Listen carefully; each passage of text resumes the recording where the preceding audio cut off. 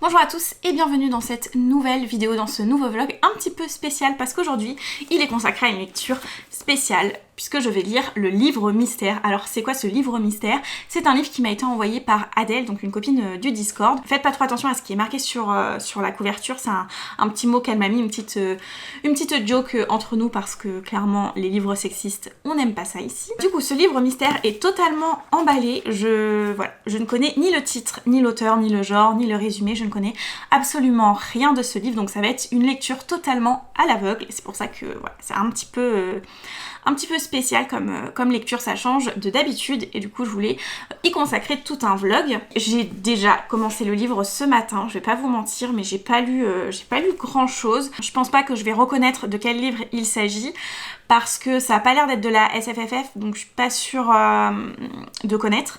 Je pense pas en fait, enfin pour l'instant ça me dit rien du tout. En tout cas, je vous ferai un petit résumé quand j'aurai lu un petit peu plus de pages, ce sera plus facile pour moi.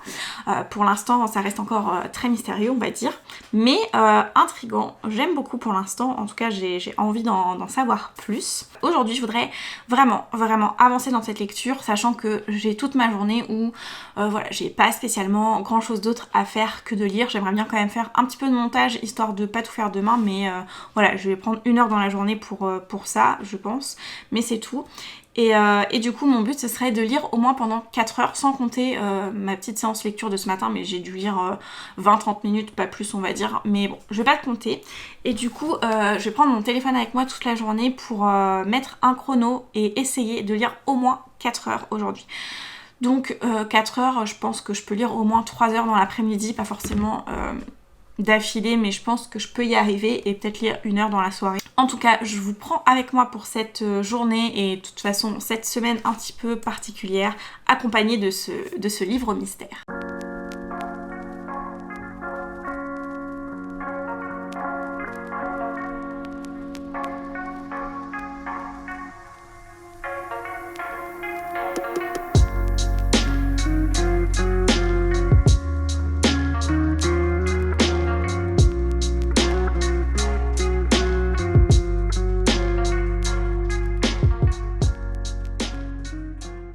Me revoilà, donc pour l'instant dans mes heures de lecture je suis plutôt pas mal, puisque j'ai lu, comme vous pouvez le voir ou pas, je ne sais pas, environ 2h17. Du coup il me reste voilà 1h30 en gros de lecture.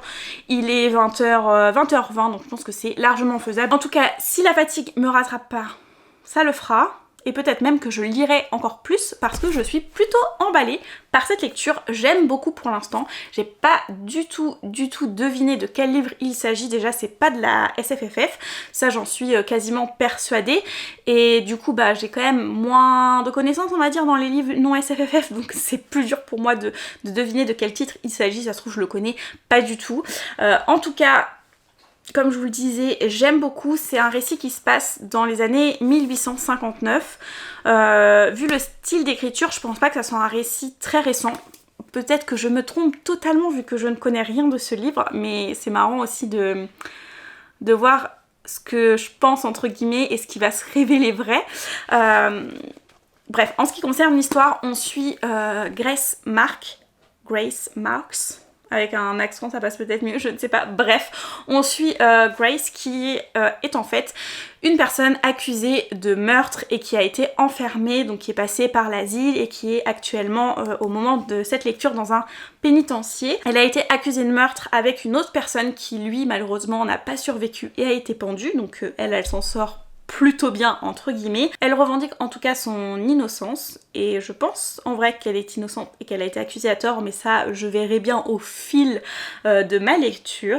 En tout cas c'est ce qu'elle clame, c'est ce qu'elle revendique, et c'est ce qu'elle a dit dans plusieurs de ses interrogatoires. Il va arriver Simon, un médecin en maladie mentale, qui va venir étudier un petit peu son cas puisque ça l'intéresse. Il a envie de monter son propre institut en médecine spécialisée en maladie mentale, et du coup il essaye d'acquérir un petit peu de notoriété pour avoir potentiellement des investisseurs, parce que lui n'a pas énormément d'argent. Et du coup il s'intéresse au cas de Grace puisqu'elle est considérée comme folle et qu'en plus c'est une criminelle plutôt connue, donc je pense vraiment qu'il essaye de gagner en notoriété grâce à elle. Je pense pas que je vous en dirai plus après au niveau du résumé parce que bah là j'en suis à 110 pages. Après ça va commencer à être un petit peu du spoil, déjà 110 pages c'est pas mal, hein.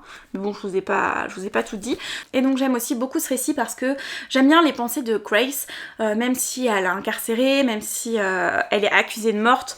Bon, on sent qu'il y a anguille sous roche quand même, et elle a des pensées plutôt avant-gardistes pour l'époque, notamment sur la femme et la condition de la femme en général. Voilà, quand elle parle par exemple des personnes qui sont internées dans des centres pour aliénés et qui ne sont réellement pas folles, mais voilà, que leurs maris veulent se débarrasser d'eux, ou même que ce sont des femmes qui font semblant d'avoir des maladies mentales pour pouvoir justement être incarcérées et éviter des situations plus compliquées aussi.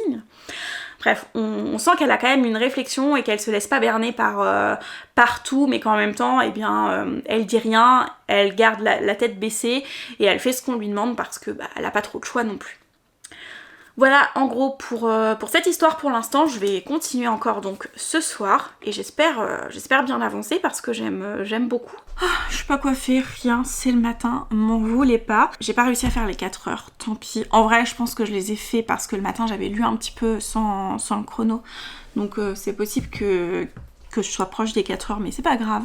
J'ai quand même bien lu, j'en suis page 147 et j'aime toujours autant, j'y ai pensé toute la nuit, j'ai rêvé du livre, donc c'est vraiment que je suis dedans et que j'ai envie de savoir la suite, donc ouais, ça part plutôt bien pour cette histoire. Je peux pas trop vous en dire plus parce que ça avance tranquillement et puis bon après on arrive quand même dans une partie où j'ai pas envie de trop vous en dire pour pas vous spoiler, mais en tout cas c'est plutôt prometteur. J'ai lu du coup un quart du livre puisqu'il y a environ 600 pages.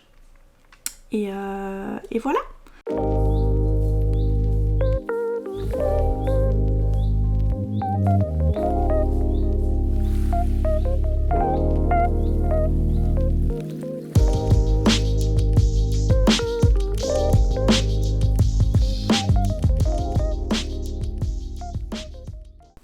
Me revoilà avec le livre mystère. J'ai toujours pas fini de le lire, mais j'aime beaucoup. J'aime toujours énormément ce qui se passe. Du coup, on en est à un moment donné de l'histoire où Grace commence à nous raconter tout ce qui est arrivé exactement pendant la fameuse journée de meurtre. En tout cas, ce qu'elle se rappelle. Et j'ai très envie de savoir le dénouement de tout ça. Est-ce qu'elle a vraiment tué ces personnes? Est-ce que c'est pas le cas? Qu'est-ce qui lui est arrivé pendant cette période d'amnésie? Bref, j'ai envie d'en savoir plus sur son histoire. Donc il me reste 100 pages à peu près, ça devrait aller vite. Et après je vous reprendrai pour qu'on puisse déballer et découvrir ensemble de quel titre et de quel auteur il s'agit. Du coup, je vais aller me mettre à la lecture et on va essayer de finir ça tranquillement. Hello! C'est le moment tant attendu. Alors, j'ai fini hier soir cette lecture, je vais quand même vous en parler un tout petit peu avant de dévoiler de quel titre et de quelle autrice il s'agit.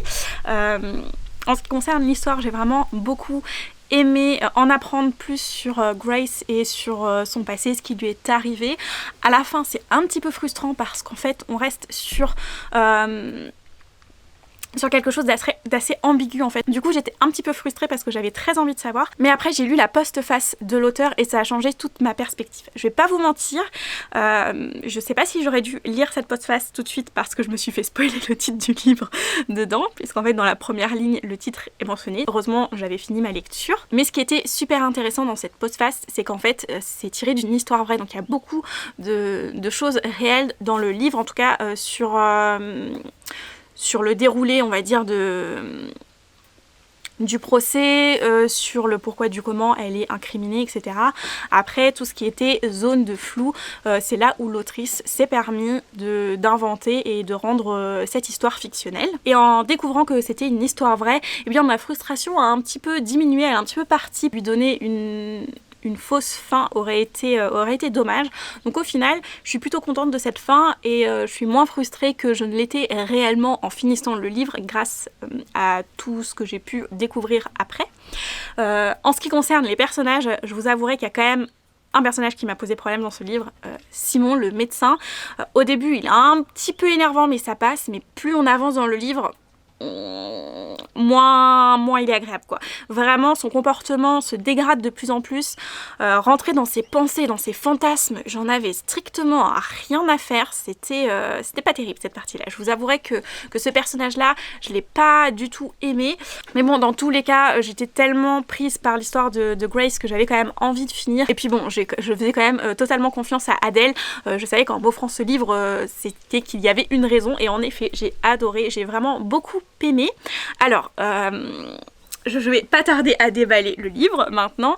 Je sais donc le titre du livre, quand je l'ai lu ça m'a vaguement parlé, mais je ne savais toujours pas de quelle autrice il s'agissait. Maintenant je sais de qui il s'agit parce que Adèle a voulu me faire deviner l'autrice, donc après plein d'indices, vraiment elle a dû m'en donner plein pour que je trouve, j'ai trouvé et je sais donc exactement de quel livre et de quel titre il s'agit, mais on va découvrir ça ensemble. Let's go! Oh putain ça me fait tellement bizarre de déchirer le livre là, j'ai pas vu, je sais même pas à quoi ressemble la couverture en vrai. Alors attendez. Voilà. Est-ce que vous... Et donc voilà le livre, il s'agit de Captive de Margaret Atwood. J'aime bien la couverture, je l'avais vraiment pas vue, je savais pas du tout à quoi elle ressemblait. Ah franchement... Donc Margaret Atwood, une autrice je pense que tout le monde connaît grâce à La Servante écarlate. Personnellement j'ai lu La Servante écarlate et j'ai vu aussi la série bien avant de lire le livre. Je vous avouerai que le livre j'avais bien aimé, mais j'avais pas été plus transcendée que ça. C'est vrai que c'est souvent l'effet que ça me fait quand je lis un livre après avoir vu le film ou la série.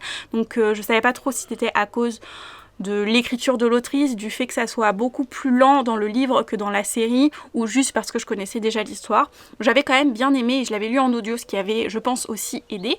Et dans tous les cas, je comptais quand même lire les Testaments, donc la suite de La Servante écarlate. Mais c'est vrai que ça m'avait pas plus donné envie que ça de lire d'autres titres de l'autrice. Et au final, en découvrant Captive, et ben maintenant j'ai très envie de lire d'autres Margaret Atwood parce que j'ai vraiment adoré ce récit, même si Simon m'a clairement sorti par les yeux à la fin du livre. Il y a beaucoup de choses que j'ai aimé, j'ai beaucoup aimé le style qui est très classique. D'ailleurs c'est vrai que dans les premiers rushs, je vous dis que pour moi c'est un ou une autrice plutôt classique, un livre écrit il y a longtemps, et au final bah, ça a été écrit dans les années 90, donc c'est pas si vieux que ça. Enfin je pense que ça doit être dans les années 90 Margaret Atwood. Ça doit être 1996, je pense, donc oui, dans les années 90, donc c'est pas si vieux que ça en vrai. Et du coup, de découvrir Margaret Atwood sous un côté historique plutôt que science-fiction, c'était aussi hyper intéressant. Vraiment, j'aurais jamais pensé que c'était cette autrice qui a écrit le livre. J'étais persuadée de pas connaître parce que vraiment, ça me disait rien du tout. Donc vraiment, la bonne surprise en voyant qu'au final, c'était une autrice que je connaissais et que j'avais déjà lu en plus. Oups là! Bon, ça a peut-être un petit peu bougé parce que j'ai tapé dans la chaise. Sinon, en ce qui concerne l'expérience en elle-même de lire un livre